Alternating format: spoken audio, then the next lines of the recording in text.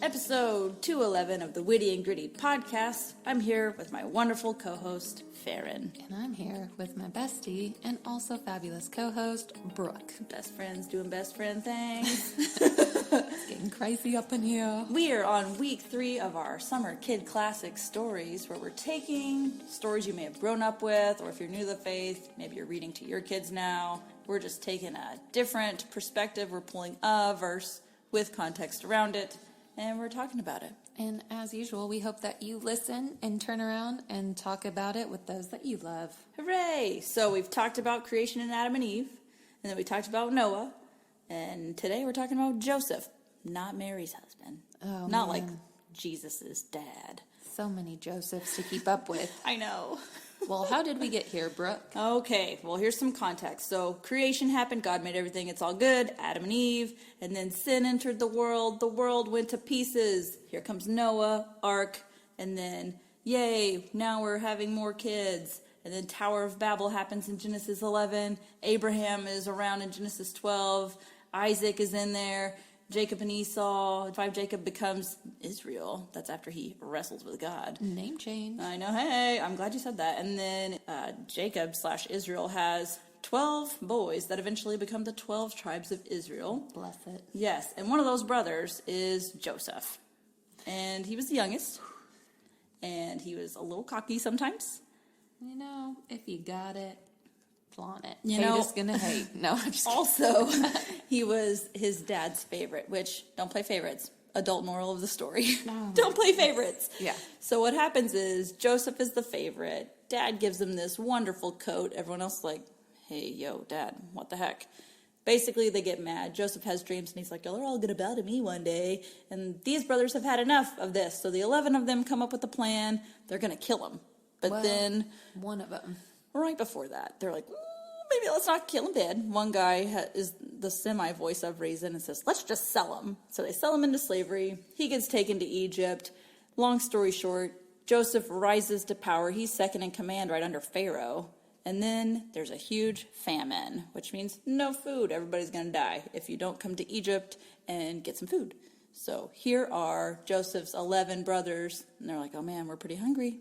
Guess we're going to have to go to Egypt to get some food. So they go, and who do they see? They don't know it, but it's Joseph, their brother. Joseph immediately recognizes them through a series of events.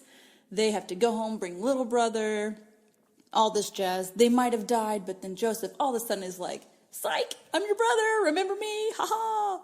And then, here's the verse we're going to read today. Perfect. All right. You did great. Thanks, that was a lot. It's like, there's going to be a lot today.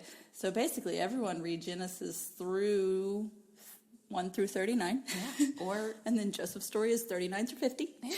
I mean, you got Brooke's Cliff Notes, which were great.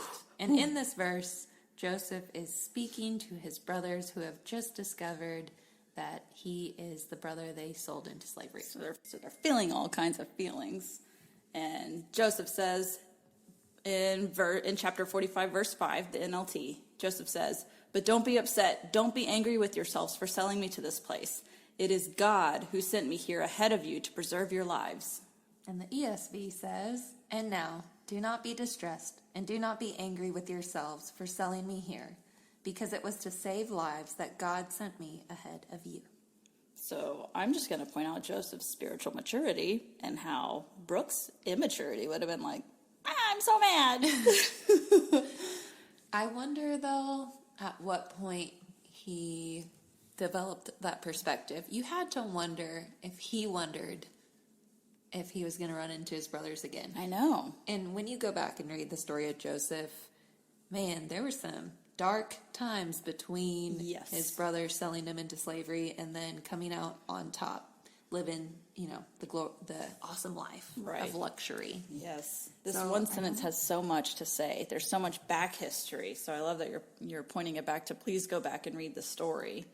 Yeah, I don't think he could have had this perspective had he not seen kind of God's work throughout why it happened. That's the power of reflection, too. Mm-hmm. So we'll get to the talk and tell piece here in a minute, but we've just read. So read, pray. Now we're on pray. Mm-hmm. So what do we want to pray about based off of this verse and the context?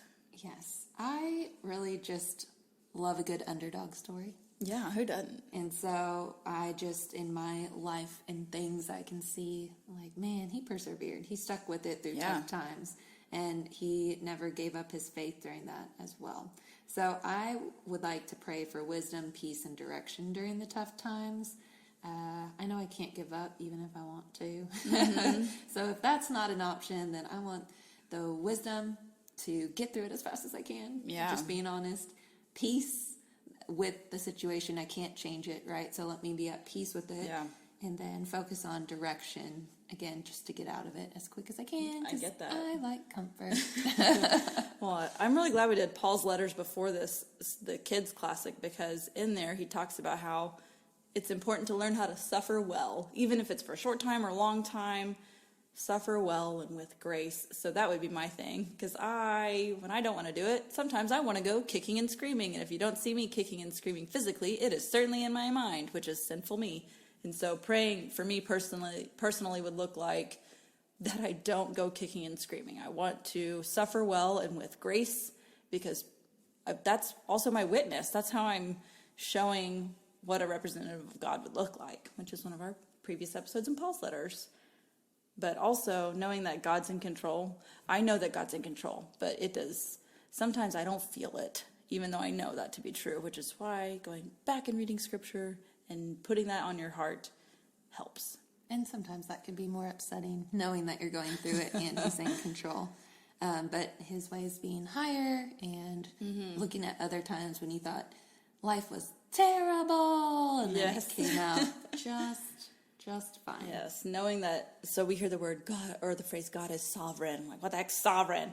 But it just means that he knows what he's doing, and he's in control, and he's going to make all things good in the end. And those are promises in the Bible. So when you come across those verses, you're like, oh yeah, I knew that, but here's where I can point it out. Which leads nicely into talk. Read, pray, talk.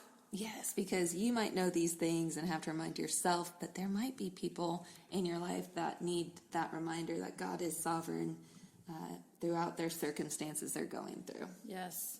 And this is, I wrote on our notes, carry your friends. And sometimes it's like, oh, nope, you're getting on my back on this one. Like, I need you to just let me love you. Let me carry the weight. I can carry it for a little bit. It's kind of like passing the Olympic torch, where everyone takes a turn. And when we all take a turn helping out a friend, it's not overloading on someone. Absolutely. And that involves two. It takes two. It takes two to make a thing go right. Exactly. So reaching out to a friend when you are going through something difficult is going to be important, because if you try to do it all yourself and then you're burnt out and falling apart and you're like, how did I get here? Yes. God gave us community for a reason. So when you have those lows, reaching out to friends to help pull you up and keep you going. Yes, and that takes being vulnerable. And something I'm trying to get better at is, I am not a very intuitive person. I just need you to tell me what you're thinking, because I do not intuit. I'm not intuit. I don't know. Whatever. So I need to get better on picking up they seem kind of off today. I'm going to ask them if they're all right, if there's anything I can do for them. Or just bless them with something. Like, hey, I'm going to Starbucks. I'm getting you something. What do you want? I'm going. It's happening. I can do that. That's a skill I can do. But yes. And I like the inverse of it is you're also cheering them on in the peaks as well. So yes, there are going to be tough times, but let's also be happy for them when they're in a good situation. Like, Joseph, awesome. You worked your way to number 2 next to Pharaoh. Good job. Proud of you. All right. What's the last part for tell? Thanks for setting me up. Read, pray, talk, tell. Yes. I think to do this, you got to be really strategic when you do this and pick, again, the right time. But helping others see the silver lining. Yes. And I have a story. Tell us. I washed laundry the other day. Proud of you. Is that it? Good job, Faren. Thank you. Thank you. And Gabby was so excited to wear her favorite jammies.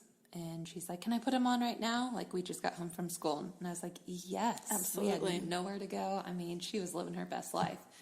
But at dinner, she wanted to drink out of a cup of water with no lid. Yeah, this of course. Is a phase because she's a big girl now. And we tell her, okay, you might spill, but yeah, there's our concerns, but here we go. And she spilled water. Wouldn't you know it? On the jammies. Not the jammies. The jammies that were finally clean. Ugh. Excuse the finally, but it had been a minute. And so she was devastated. Plus, it was cold and she was wet. So, anyways, I was like, they'll be dry by tomorrow. You can wear them tomorrow. But Jacob went and put them in the dryer.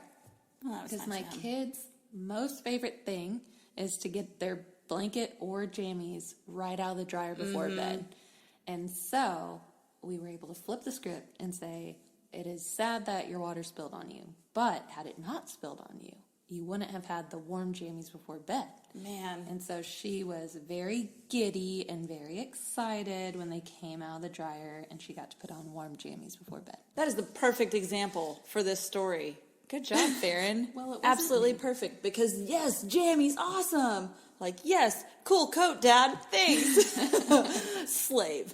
So, and then hooray, number 2. And I saved my family. But Potiphar's house, too. Oh, so God, it's such a roller coaster. He's such a good slave. He gets to work for, like, this royalty guy. And so he's living his best life and then gets, accused of trying to sleep with his wife. Back to prison. Oh, Have you seen the Olaf shorts where he tells the different Disney yes, movies? That's what's happening. That's what's happening right now. Which is why, please, for the love, go read the story. If you're like, what? What just happened? What did I miss? And I think that's life, though. Life is a series of highs and lows. Yes, and no matter what, God's going to redeem it. Have I shared this fun story before? Ooh, do it. I can't wait. Is it Stop laundry? me. It is not laundry. But someone was talking to their therapist, and the therapist pointed out, okay, so if you're hooked up to monitors at the hospital, what do those lifelines look like? And they're up and down, up and down. That's right. Up and down. And what we might wish is that they were just even keel. But what does it mean when those lifelines go flat? You did. You did. And so people that try to live these lives right in the middle tend to not live much of a life at all. Man. That life is truly about the highs and the lows and not just trying to stay under the radar and stay right in the middle. Because then you're not really living. Because it's the climb.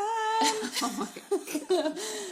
Oh. But I think that's why so many people have, and this is not meant to be a blanket statement, there's lots of reasons to have anxiety and depression, but I think that sometimes if our goal is to keep life even keel, and it's not that, you're going to constantly be anxious about what's to come or depressed about what's happened. And so instead, reframing and recognizing that life is not, nor do I believe it's meant to be this flat line, you can have a perspective shift.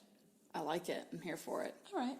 Good job, Faren. Oh, well, just a consumer of information that turns around and passes it on to my friends. Wonderful. Good job. So that concludes episode 211 of the Witty and Gritty podcast, where we talked about Joseph, not Mary's husband. Joseph with the coat.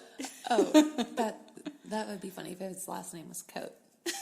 Casey Coates. See, it works. What? Joseph Coates. There. Casey Coates is episode 91. Just a shout out there. Anyway. Hey, Brooke, guess what? Tell me. Did you know that we send out humor and knowledge and encouragement on a weekly basis? Faren, I did know that one. Yes, because you are the author of these fantastic emails.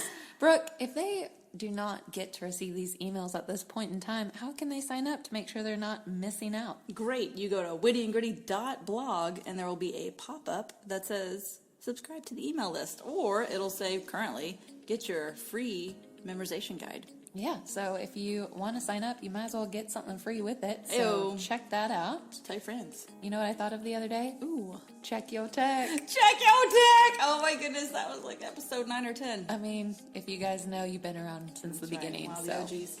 shout out. Okay, we'll see you next week. One. We'll link it.